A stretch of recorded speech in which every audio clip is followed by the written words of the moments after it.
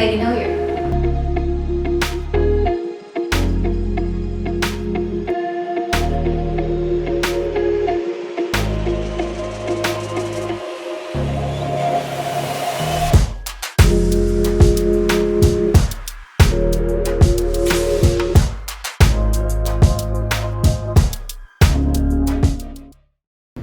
Hey, look who's back. It's me, Megan Hilliard.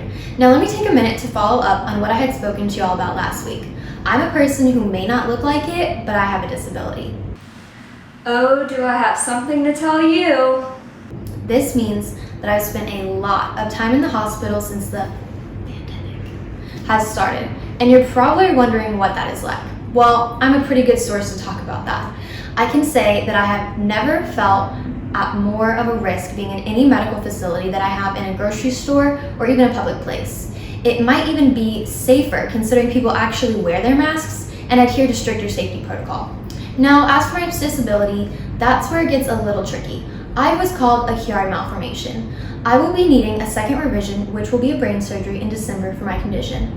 So last week, I had to have a lumbar puncture leading up to my surgery to get the most accurate representation of what I need. Living in a pandemic with this illness has been challenging and very lonely, but starting this channel and spreading awareness has been tremendously helpful for me.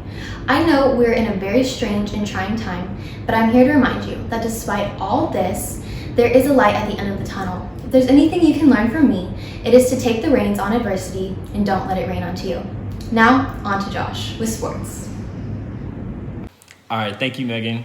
Now moving into sports, I'll start with some NFL news. The Miami Dolphins named Tua Tagovailoa the starting quarterback going into Week 7.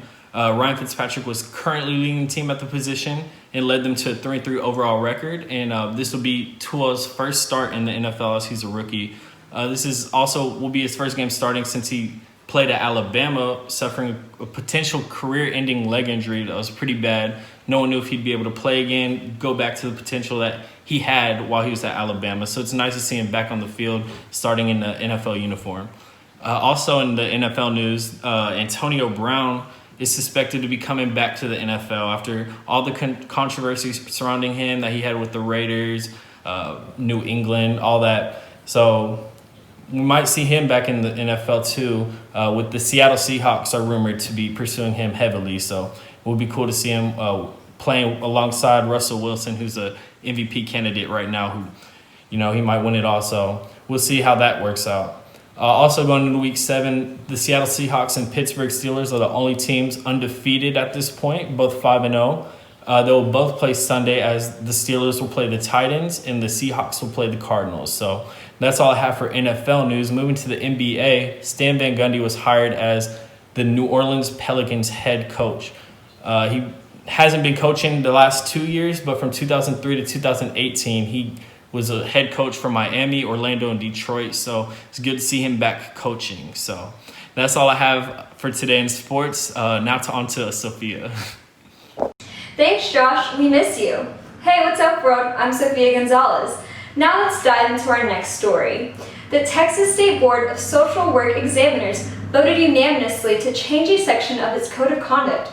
With this vote, they decided that they will no longer prohibit social workers from turning away clients on the basis of disability, sexual orientation, or gender identity.